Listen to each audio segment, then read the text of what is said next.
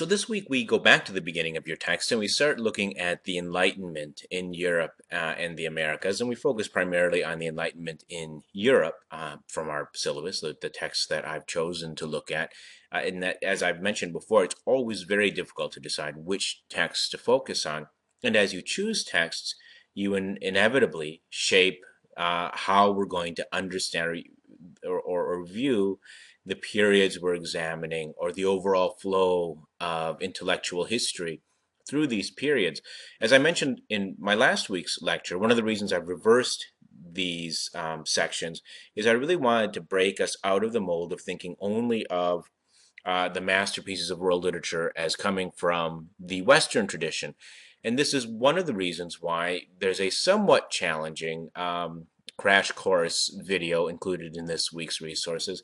It doesn't speak specifically to the Enlightenment, but it does speak to historical methodology. And I include it there because the Enlightenment is really the moment at which those of us living the 21st century often will look back and say, yes, this is when we really started to get things. This is when the modern age was really born. And this is because of the emphasis on reason, the development of the scientific method, the notion that progress is attainable through the application of human effort. And these are not all of the ideals of the Enlightenment, and these aren't all the things that Enlightenment philosophers spoke about, but these are often the ones that speak most to contemporary humanity. We also see a very fervent response to some of these ideals from people who are now questioning some of them. This notion that human reason can somehow be applied to solve absolutely any problem, if misapplied, can result in Nazi Germany, for example, which took a very cold-hearted approach to logic in solving what were perceived there as the problems of Europe and the problems of Germany. And these sorts of horrific things arise from these philosophies misconstrued and misapplied as much as they arise from other philosophies, such as certain religious beliefs or practices, if those are misapplied or misconstrued. So at any rate, it's really a seminal moment in Western intellectual history, and because of the impact the West has historically had on the rest of the world, largely due to be honest, economic strength and military conquest, you're going to see many of these ideals and many of the much of the language of the Enlightenment used elsewhere as well. Though we will also see, beginning with the Romantics in a few short weeks, we will see that there's a response to this even before our time. So let me walk you quickly through an introduction to the Enlightenment and to the play that we're reading, in a very brief intro to the Vindication of the Rights of Women. I'm going to just hit highlights here, draw out some main ideas. This lecture is not a substitute for doing the reading. I'm not going to teach what's in the text. I'm going to hit the highlights of it and just add a few of my own thoughts, and we'll move fairly quickly through this.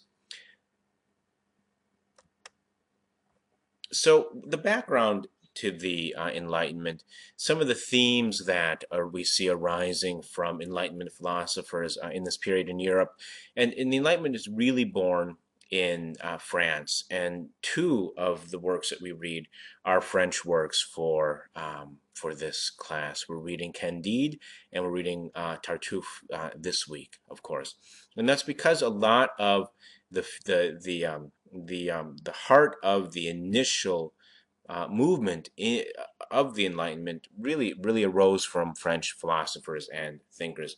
Some of the issues that were under examination in this period. First of all, classical ideals versus progress and modernity. There was a very strong, powerful movement that felt that the best way to ensure stability in the present, and these were very politically unstable times, the best way to ensure stability in the present is to follow the modes of the past. And one of the ways we see this in the arts and in literature is really looking back to the classical ideals. By classical, we mean, of course, Greek and Roman. So you see, for example, Alexander Pope in his verse will draw on or draw parallels with Homer, which is in a satirical way at least.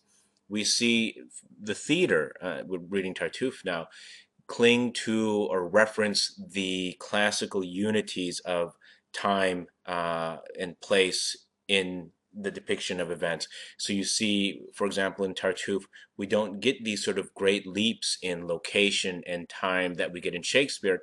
Everything happens in a single space, more or less spanning the amount of time that we're seeing the actors on stage. There's sort of a quasi-realism. This is one of the standards of we saw in Greek drama as well. At the same time, there is also a belief in human progress and the need to reject outmoded beliefs of the past and practices of the past.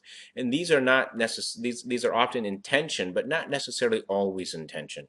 You will have writers reflecting on modernity using these classical models. Faith and imagination versus reason, and more, reason is coming to the fore. The belief is that if you apply your reason to the world or your reason to the problems of society, what you're going to get is a result which is meaningful and genuine, whereas faith and imagination are blamed for superstition. A lot of that superstition gets attached to religion, and particularly in France, where the Catholic Church had tremendous power, and with any sort of uh, political power always comes the opportunity for corruption, and this play is very much about religious hypocrisy, situated in kind of a historical moment in France where France had actually just been recently ruled largely by a cardinal of the Catholic Church, while the king was in his minority before he came of age. The individual versus the society. What is the balance of the rights of society on the individual and the individual's rights to apply his or her reason, usually his reason, to shaping his destiny? There was a growing notion of the divine in intellectual circles, not as not existing. Atheism is not a significant trend in the Enlightenment period, but rather that God created the universe and then sort of stepped back and let it run. And this has significance because it takes out the supernatural in nature. It takes out, for example, the belief in miracles, because God does not directly intervene in creation now that it's been created. And this movement is called deism. Many of the founders of our country, of the United States of America, were deists. Thomas Jefferson leaned towards deism, not atheism. He was accused of atheism, but he was really more of a deist. Atheism is very rare and very unusual in this period. Um, and the last quote here on reason gives us a feeling for its preeminence, and this comes from Samuel Johnson's dictionary, which is a really fascinating read. It's really one of the first dictionaries. I believe it may be the first dictionary. I'd have to fact check that, but I'm pretty sure it is the first dictionary in English, at least. There are English dictionaries in other languages that predate it, but it is oftentimes a commentary on society as well, and there are entries that are quasi-satirical. It's very, very interesting. But he defines reason as the power by which man deduces one proposition from another or proceeds from premises to consequences. And again, that seems like a very simple-ish technical definition, but what he's basically saying is this is how you discern what is. You proceed from basic premises to the consequences of those premises in sort of a straightforward, structured, logical way. Human reason, we just said, comes to the fore here. The notion of human freedom, and I have to qualify that because freedom here really does still mean largely the freedom of landed white males. And this remains a standard in the United States for many, many years after its inception as well.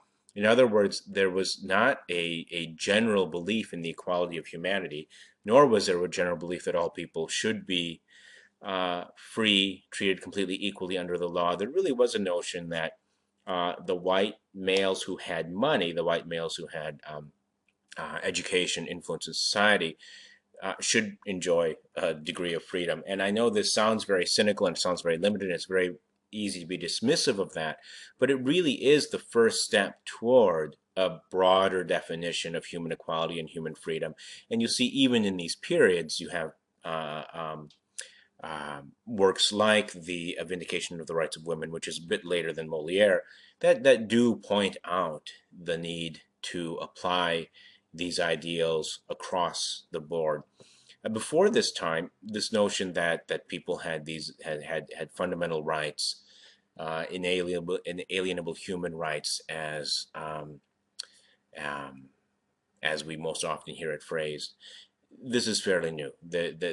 So it's a foot in the door. It does not necessarily, though, indicate how what we would understand to be freedom. Free market, the capitalism really comes to the fore in this period. A notion, and this is Immanuel Kant is quoted, is referenced here. A notion that there's sort of a contract between rulers and society, and the ruler's role is to really enforce structure on society in a way that conflict is minimized, and so people are able to engage in conversations in a way that is not result in military clashes and blood being spilled. And I mentioned the problems with racism and slavery. These don't go away, and in fact, oftentimes Enlightenment thinkers, when it occurs to them, would say the most outrageous racist things to justify the enslavement of non-white races. And this notion of human progress, that we are able to achieve ever better and better social and material circumstances through the application of reason. Newton is a very important figure in terms of inspiring the Enlightenment, because Newton's study of the natural world identifies laws that seem to apply consistently, and they do apply consistently. And so this notion of God as a clockmaker or a watchmaker is really confirmed or inspired, and largely inspired by Newton. Newton himself was religious, and Newton himself was actually a little bit of an occultist. He was into alchemy, but the notion was that the world functions according to certain rules, which can then be identified and manipulated or used to perfect the human condition. Deism I talked about briefly. Scientific study, because of the signs of the Creator in the creation. And remember, again, this is not an atheistic philosophy, deism. It's a belief that the world shows the hand of God upon it because he created it, even though he's not intimately involved with the day-to-day running of things. Scientific study becomes a spiritual or religious expression then, that you go into nature to see the signs of God there, and that does not in any way diminish the application of the scientific process, scientific method. You're letting nature speak to you in the way that Newton did when he identified these kind of core laws of physics, but it is not seen as an irreligious or in any way opposition, in any way an act which is in opposition to religion. The balance between the individual and the universe, and the role that the individual plays in the overall, what is termed by some the great chain of being. What is your position in the universe? Are key areas of thought, of reflection. The great chain of being basically creates this hierarchy of the universe with God on top, of course, and then kind of layer by layer down, angels go in various ranks of angels, and then humanity, and beneath humanity, animals and other aspects of nature. It's sometimes used to enforce social norms, but it's also arguably one of the places where we begin to see this notion that um, humanity has a right to do more or less what it wants to do with the world, because human beings are in a superior station, or enjoy a superior station in this great chain of being than do animals or nature. And we can see, to be honest, a lot of the environmental depredations we've seen through the Industrial Revolution. This is one of the philosophies that makes people do some of the things they do and feel okay about it. We're on top. Nature is there for our use, and so be it. Society, there was a great deal of social instability, so this is matched by a focus on, we mentioned before, the classical era and also on the sort of notion of how do people behave with each other in decorous civil ways. So there are lots of manuals on manners being written, for example, and a lot of satires like Alexander Pope's Rape of the Lock that focus on the very the social rules that govern how we interact. Very strict social hierarchy. We'll see primarily the aristocracy being represented in a lot of the works that we read, though not exclusively. Very fixed gender roles, and the kids aren't around any place. You will see the child reemerge or really emerge as a subject of literature and philosophy with the Romantics. Decorum boils down to having certain things that you write about, certain things you don't write about, applying proper language and style, much of that inspired by classical sources. A belief that writing isn't just entertainment, that it is intended to both delight and to instruct. So you oftentimes see a very a moral strain through most writing in this period, and some of it's very sharp. It's not moral in the sense that you have some simple moral that wraps everything up, but it challenges the viewer, the listener, the reader to grapple with a lot of these more complex issues. In Tartuffe, we're looking at religious hypocrisy, among other things, as an issue. The balance, or this notion of creating what is the how real should literature be, and we don't really in the Enlightenment have commitment to making sure, for example, that a play, when you watch a play, you feel like you're watching something that's really happening. That commitment to realism. The purpose of a play is to delight and to instruct, and so there are all these rules that come into place that structure how that is going to be done. Again, based on um, Enlightenment readings of classical sources. So realism is not central to these literatures. They really are about the ideas that they're trying to explore. Um, Pope emphasizes the fact Pope is worth reading. We don't read him, but he's worth reading. He can be a little bit heavy going, but he's a very interesting character. And all he emphasizes in this quote is that we don't let go of a belief in passion. In other words, we don't have that passion. Passions exist in nature as a powerful force. We apply human reason, yes, but we're not Spock. We don't let go of. There's no attempt to dismiss passion as unimportant to human dynamics, and certainly passion plays a role in Tartuffe. Molière, French playwright, worked for a very long time to try to earn the favor of or the patronage of the king so that he could make a living. And there was a very it was tremendous strain here because Moliere's plays tend to challenge social norms or social hierarchies. He does so in a way that is subtle. He does, for example, a lot of his plays, like Tartuffe, are comedies. So he does in such a way that there's that pleasure mixed with that instruction. But nevertheless, what he writes is controversial. But he does eventually gain the patronage of the king. One of the things that inspires Moliere's attitudes towards religion, as we'll see in Tartuffe, is Cardinal Mazarin was the chief minister when Louis the 14th was young. And so while he was not yet able to rule himself, the cardinal had this tremendous influence in France, and the church had extensive power in France.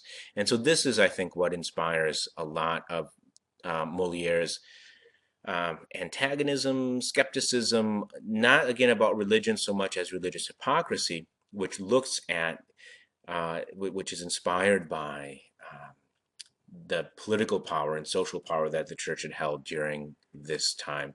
Louis XIV was, again, a central figure in French history, the Sun King. Not necessarily the Sun King that inspires the Beatles song, The Sun King, though I'd be curious to look at the exact history of that song. He was a firm believer in the divine right of kings, which is a long-standing belief going back into the Middle Ages and before, that the king is put in place by God to rule a society. And in that sense, the king is God's representative on earth. So extremely powerful figure. And he became Moliere's patron. One of the things that Moliere has to be very careful to do then is to keep the king happy. And you will see in the beginning of Tartuffe, um, uh, the prologue, the introductory verses, you will see a very delicate juggling act as Moliere assures the audience that he's not attacking religion or the church, but just hypocrisy. And this is a kind of very blatant attempt to keep the king happy. We're fortunate in leadership and laws. We have a king who sees into men's hearts and cannot be deceived, so he imparts great wisdom and a talent for discernment. Thus, frauds are guaranteed a quick internment. Our Prince of Reason sees things as they are, so hypocrites do not get very far. What is he appealing to there? He's saying to the king, "Listen, you are you're the source of discernment that identifies hypocrisy and punishes it for such." The implication, of course, being then that the king will be on board with his approach to the church in Tartuffe. Tartuffe is a comedy, and this is one of the reasons I share with you a stage edition of it. It's University of Colorado, so it's a college performance. I would watch that while you read the play, because sometimes it's easy to miss comedy when you're reading it out of a 1,000 page textbook. Um, and skim over that because this is going longer than I'd intended. Some of the lessons that we will find in Tartuffe, or that Moliere infused Tartuffe with. First of all, how do we reform our society? We expose the faults of society, or we and confront people with those faults, and this enables us to change, to open the door to improvement. Vices in society can only be eliminated when they're exposed to public laughter, because that diffuses their power. And some of the previous slide on the theories of laughter set that concept up a bit. Another important theme here is the power of the church and the potential for abuse of that power. The voice of reason in the play: "Your man and his life honestly are hollow. I believe you praise him quite sincerely. I also think you'll pay for this quite dearly. He's a fraud, this man whom you adore." And I won't tell you who says that or to whom, but it really is central to the dynamic of this play, central to the main conflict of this play, is the exposing of a particular character's hypocrisy, but also the the the challenge to kind of blind acceptance of religious authority is really as much behind the problems in the play as the religious hypocrisy itself. Elements of comedy in the 18th century. What we mentioned last time, the commedia dell'arte, the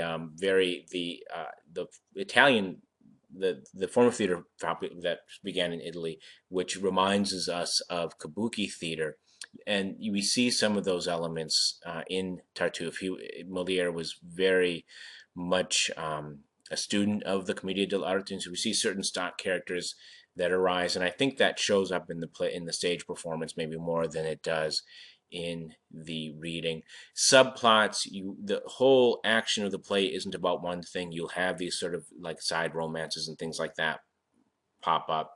You'll have unexpected, sometimes hard to believe narrative twists, and again, it goes back to this balance between artifice and realism. In the Enlightenment, the realism was not as important as the purpose of the play and making the play do what it was supposed to do.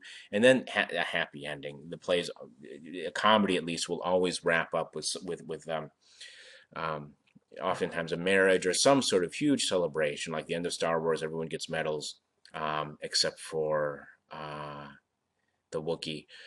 But you also notice that there's this kind of artificial imposition of the happy ending in Tartuffe, which is, again, it's hard for us to accept, but the emphasis on, oh, that's not believable, or oh, that's believable, it wasn't that important when Moliere was writing. And I will wrap this up shortly. The notion of discretion is very important, and that comes back to that idea of decorum.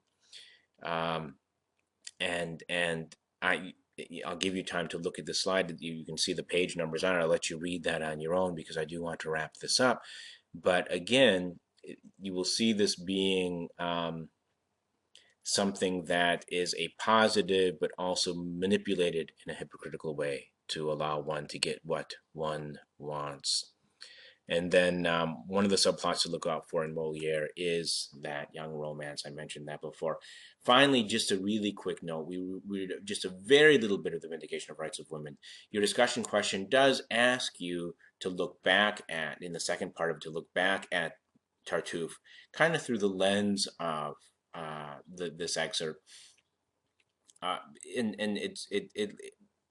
it's largely there to call attention to the fact that there was this kind of unsettling contradiction between the ideals upheld for rich white guys and those applied, and how those were not applied or not applied, or very controversially applied to anyone outside that club. So the rights of women were really the first to be raised in potential challenge to this kind of assumption that equality and all of these things really belong to the white upper class male.